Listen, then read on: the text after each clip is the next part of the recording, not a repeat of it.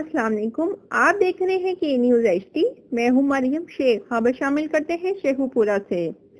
हमारे bureau chief Tahir Khan की report के मुताबिक डिप्टी कमिश्नर शेखुपुरा मोहम्मद असगर जोया ने डिस्ट्रिक्ट अस्पताल शेखुपुरा और चिल्ड्रन अस्पताल का रात गए अचानक दौरा किया।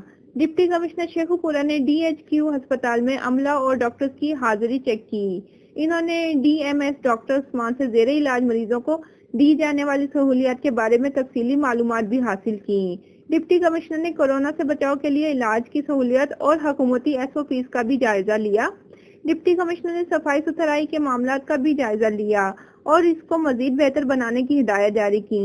इस मौका पर इन्होंने डॉक्टर और पैरामेडिकल स्टाफ को हिदायत जारी करते हुए कहा कि मरीजों को इलाज मुआवजा के लिए बेहतरीन सहूलियात की फराहमी हमारी अवलीन जिम्मेदारी है, जिसके लिए हमें पूरी ईमानदारी से अपनी ड्यूटी सर अंजाम देना होगी। इस मौका पर असिस्टेंट कमिश्नर शेखुपुरा शबीर हुसैन भट्ट भी इनके हमरा थे।